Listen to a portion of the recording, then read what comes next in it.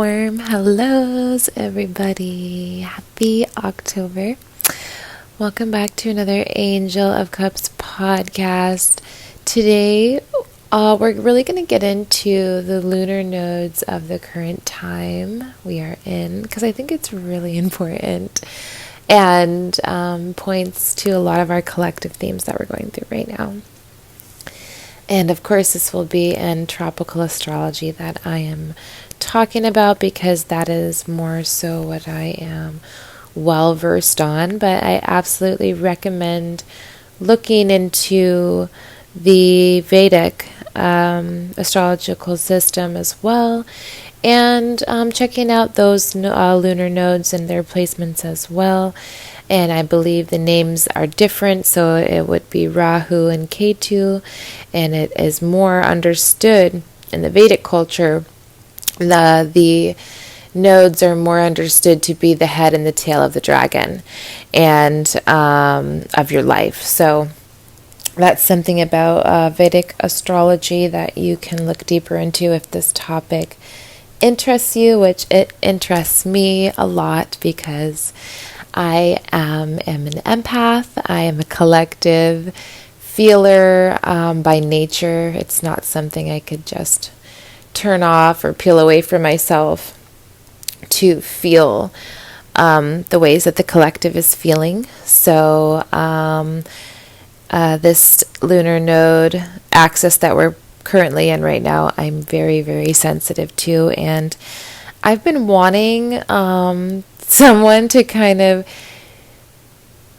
get the details that I want to hear out, and I haven't really heard them. A lot of people have been doing some decent talking about it, so I'm like, maybe that means that my voice needs to be here for this particular topic in a little bit of my own deep dive.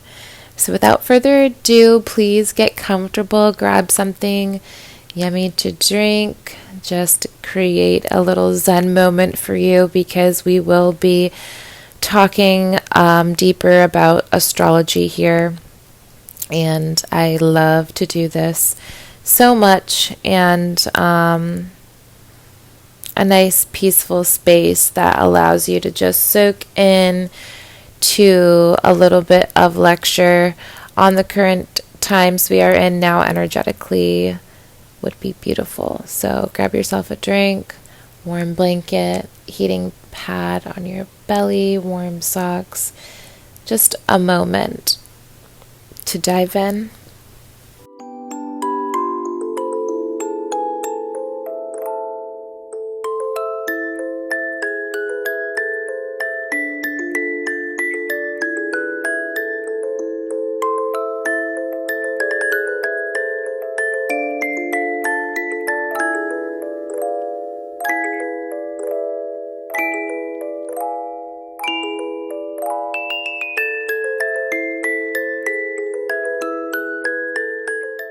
All right, so for those of you that are not aware of what our lunar nodes are, I want this to kind of be a 101 introductory to them, because it goes very deep, and there's two lunar nodes.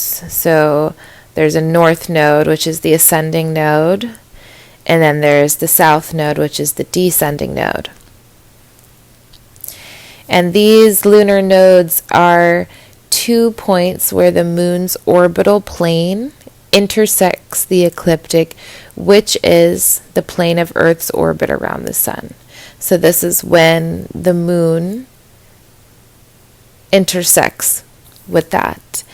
And an eclipse, just so you're aware, an eclipse, this is when you know the moon must be on or near one of the lunar nodes and it has to be during a new or full moon, of course. It will be either a new moon eclipse or a full moon eclipse, and that's how you know we are near a collective, deep shedding period or illumination. Okay? And these periods, we each are born with our particular lunar nodes in something, either And something about them is they'll always be the sign opposite. So if your north node is in Aries, your south node would be in Libra. If your north node was in Libra, your south node would be in Aries. Okay, so it's always going to have this 180 degrees reflection energy with it, which is beautiful. It's always going to be the sign opposite of it. So, check out your birth chart. Look at where your north node is and where your south node is. So the ascending node, the north node, that is, and I'm going to get into the technical astrology first because I want people to understand when we're talking about these things, it's actually math. This is actually equation. Okay, this is actually a measurement, a form of measuring time with a luminary in the sky, with a planet in the sky, with a planetary body, with a celestial body in the sky. That's measuring time. We're getting into a form of magic, alchemy, understanding time in a way that is measured via space. Okay? So very cool. It's super cool.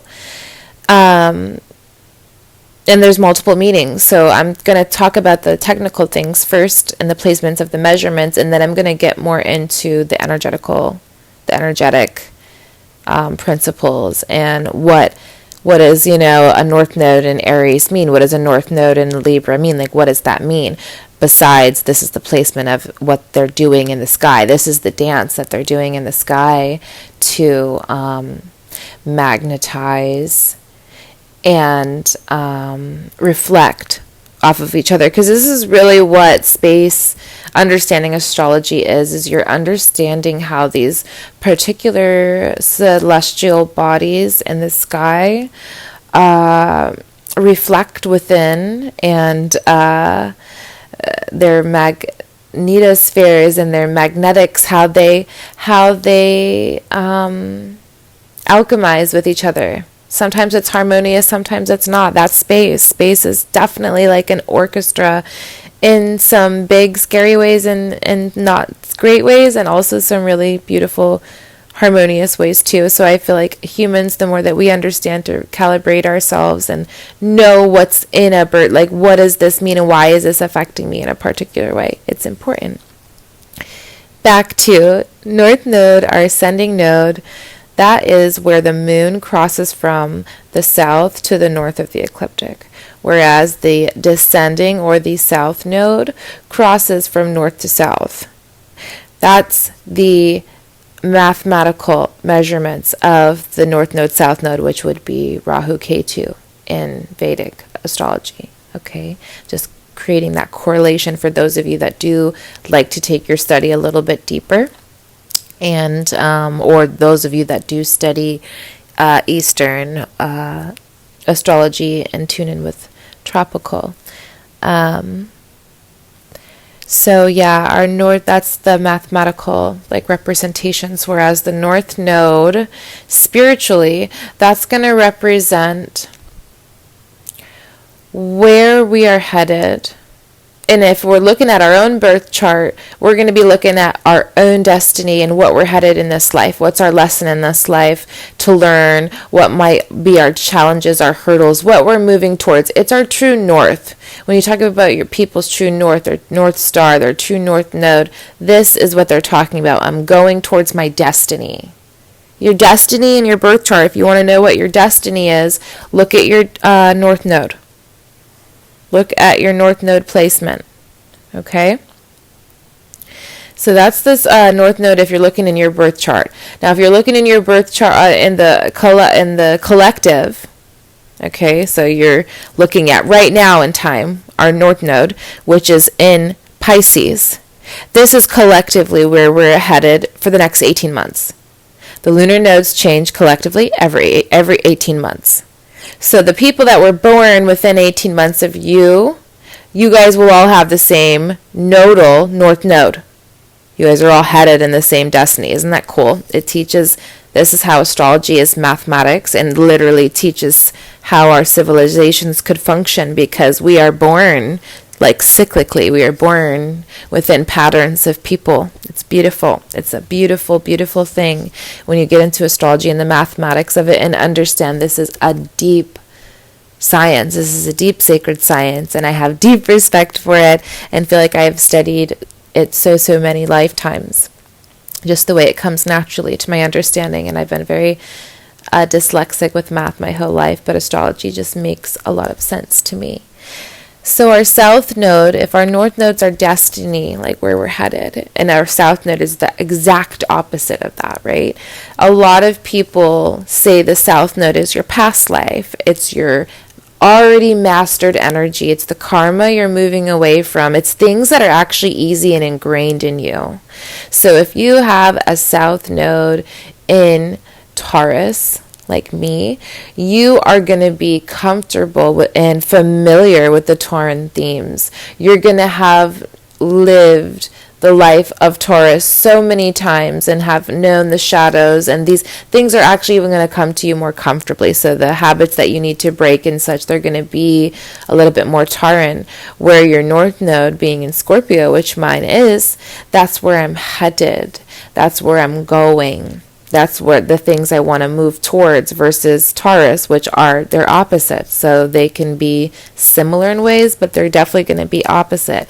That south node in your birth chart, your personal birth chart, is going to show your past life mastery, what you've already mastered, your strong points, the energy you move towards in this life, and kind of why, and the things you've already done that are more comfortable.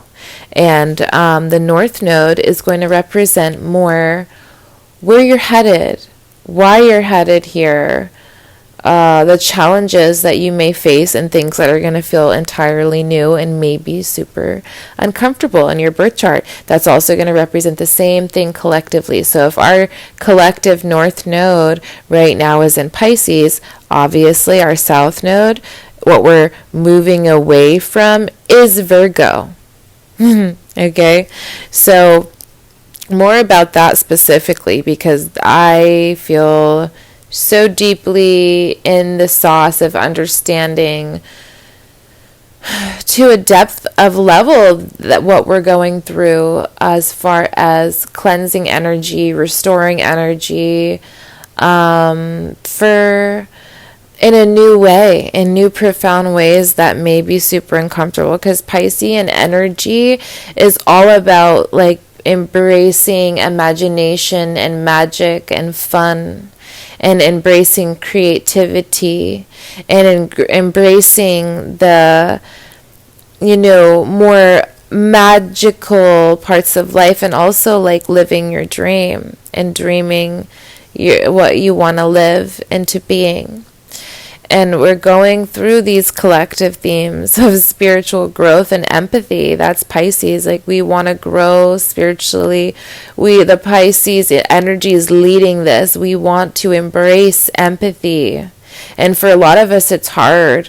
A lot of us, it's hard because of heart wounds, past life wounds. Some of us have really need to heal our bodies and heal our hearts and heal the ways that our bodies have been functioning from a deep level. Some of us have been on automatic, and we need to purge these things so our body can be running at optimum levels, and we can get these parasitic things that don't allow us to spiritually grow or gain empathy in our lives. Because in order for this planet to survive and continue, we do need to gain empathy. And I know that's very hard understanding for people at this time. We have many different layers, timelines playing out.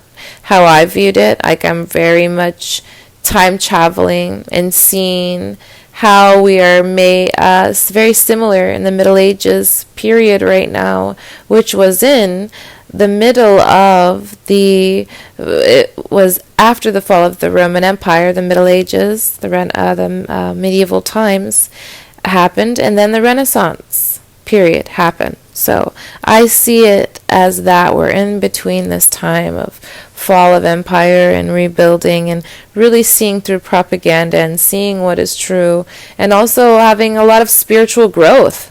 That was when Christianity and other things, a lot of spiritual beginnings and understandings and practices and cultures were beginning. Because after a fall of an empire, when you bring in that spiritual growth and that empathy, beautiful things can happen for a rebuild. That's that feminine energy, which is Pisces. Pisces is feminine. It's a water sign. It's a mutable sign. It's the last sign of the zodiac. Okay, it's really wrapping things up. This is a very karmic nodal period we're on as well, and the lunar nodes already have to do with karma, destiny, dharma.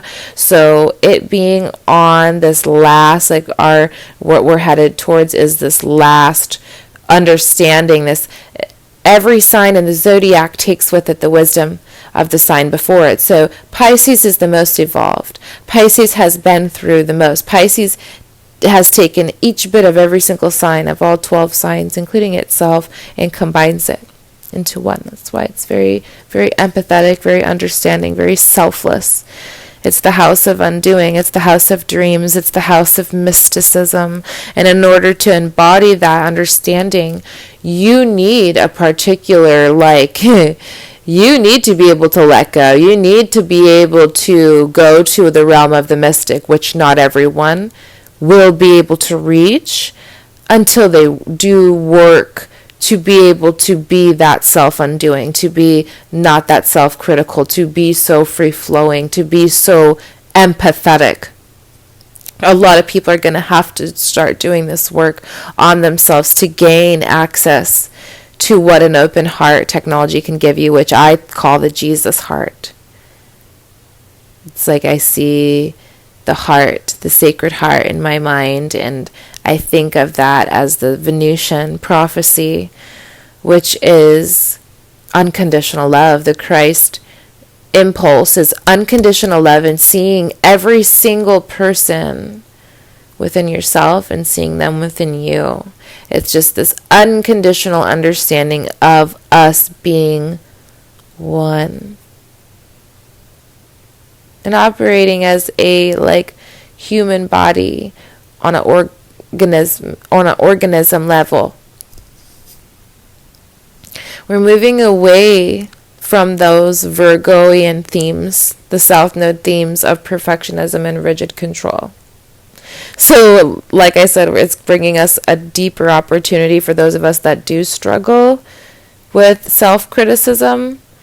It's giving us that opportunity to be less perfectionist, like letting go. If you are a person that needs to let go of perfectionism and these Virgoian themes that are holding you back, and I've talked about this a lot. I'm going to have to do a whole podcast on this deeper, so we can understand the difference between Virgo, which is the locked Kundalini M, and Scorpio, which is the open Kundalini.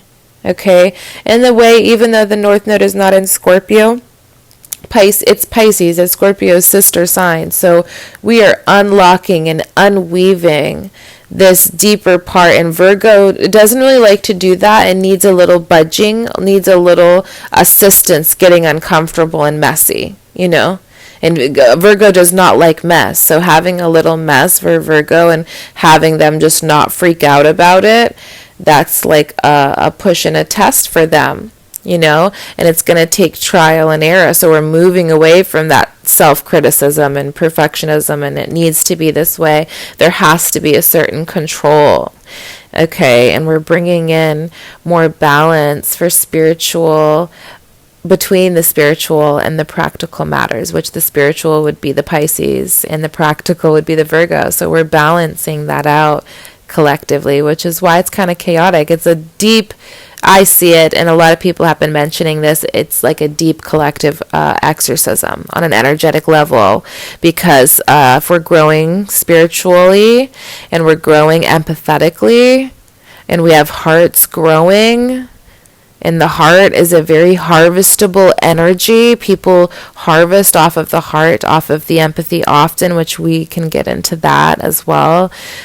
Talk about Pisces, Virgoian themes, okay? That axis is a very holy axis in my eyes. Both signs I see as super just priestess energies, just very high mysticism, if they wish, if they want it to be, or it can go into other things. Definitely addiction, definitely mental illness, definitely depressive things. There's a lot that can go on with this axis, with the Mercury, with the Neptunian energy, okay? Because Pisces is ruled by what? Neptune, that dreamy mysticism, fantasy, and Virgo is rules over Mercury with Gemini. So we're pushing towards our imagination, our compassion, and our spiritual seeking, and we're dissolving boundaries, which can be very hard for many people, like dissolving boundaries. Pisces is all about dissolving, dissolving, and like that transmutation into something else. Like, okay, and we're dissolving the year, all the signs into one. I'm the last sign of the zodiac. I'm going to dissolve all of this knowing now. Okay, and turn it into something else. Now it's time to break it all down and gain some empathy for it all. Like, wow, look at this journey, and start exercising boundaries, start exercising your placement, start exercising your creativity, start exercising your avenues and your God bodies, your higher technologies, and start, stop playing small because of self-criticism. Or the perfectionism and the rigid control. Start embracing fluidity and intuitive approaches. What feels right? That's Pisces. Does this feel right? Very psychic. Dreams it before it happens. Okay? Let go of overanalyzing, the Virgoian theme. Step away from whatever makes you overanalyze or perfect, or whatever rigid habits that are just too much, that are just not it, that are not working, that are not in service to you. Whatever gives you that feeling of panic or anxiety, leave that.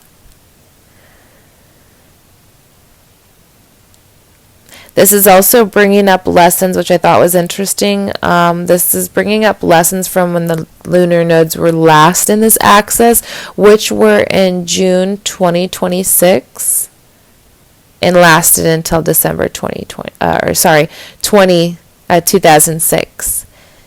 These are resurfacing lessons from June 2006 to December 2007, which I thought was super interesting. If you can remember what you were doing at that time, we are in sort of a similar period.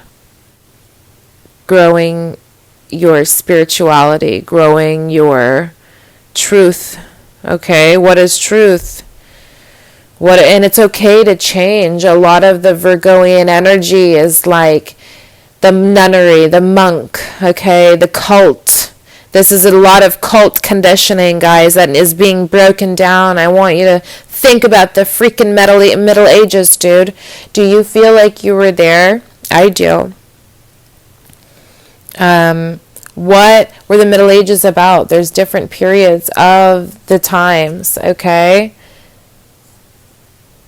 The different periods of the times are going to kind of identify and be like a searching piece for what we're in right now. It's showing what mattered at the time of the ages and what is important. It's good precursors, and I keep saying this. The past holds keys to the future. If we know the past, we know the future, and we can also change it. So when we really understand what has happened, we can understand how to redirect. Okay? the key events from the early Middle Ages, which were between the 5th and 10th century, begin with the fall of the Western Roman Empire, tribal invasions, and the establishment of new kingdoms. The Christian church expanded significantly, with the Frankish kingdom and monasteries playing crucial roles in converting populations. Marked by population decline, a loss of centralized authority, and significant migrations. This period is sometimes, though misleadingly, referred to as the Dark Ages due to the perceived lack of cultural achievement. Then the High Middle Ages was in the 1000 to 1300 AD time period, which is a significant population growth, agriculture, innovation at time, and development of feudalism. They also saw a rise of more settled society and increased trade, leading to economic growth and expansion of cities. This era also featured the Renaissance of the 12th century, with advancements in learning and architecture. Then the late Middle Ages, 1300 to 1500 AD, faced major crises, including the Little Ice Age, widespread famine, and the devastating Black Death or Black Plague pandemic. 1347 to 1357, that was the time of all of that going on. Social changes. The Black Death caused a substantial population decline and significant social and economic disruption. Transition. This era saw increased social and cultural turmoil, with conditions that ultimately contributed to the end of the medieval period and the beginning of the Renaissance and Age of Discovery. Okay? So if you want to know, Renaissance is a French word meaning rebirth. Alright? We are in the time of revolution, y'all. It's right in the history. I mean, it's 1:11 a.m. right now, 1:11. I'm going to end this soon because I think I have 30 minutes. But, you know, for me, putting pieces of history together, it's like fucking a bread and butter. Excuse my language. I'm going to put a beep over that. I think I can edit. But, you know, like, look at this stuff. Look, it's right in front of our faces. I'm going deeper than I was the other day. We'll get into the Renaissance period. I might start talking about that more. Do a little TikTok vibey video. Here, our Renaissance was transformative European period, roughly from the 14th to the 17th century, marked by a cultural, artistic, and intellectual rebirth that emphasized classical antiquity and bridged the Middle Ages to modernity. Okay? All right? Characterized by profound changes in art, architecture, politics, exploration, and science, the Renaissance began in Florence, Italy, and spread across Europe, witnessing significant developments like the printing press and new astronomical models. And it goes from there. Okay? It's time to really start thinking about, you know, the true value of where you're putting your energy. Where is it going? What's it worth? And where your level of artistry and creativity lies, and where you pull from to gain that as well, is really important to understand. And also detoxifying and really gaining that empathy and ability to spiritually grow. All right, guys, without further ado, I'm going to close this out now. I have less than 60 seconds. But yes, thank you for tuning in so much.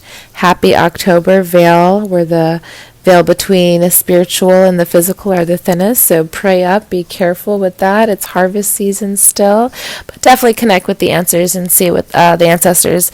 Lay out your altars, lay out your offerings, clear up that body, do the detoxing that you can. You know, I have a lot of links for products in my link tree for discounts on particular products for helping to detox. Without further ado, I will talk to y'all next time. So much love. Bye-bye.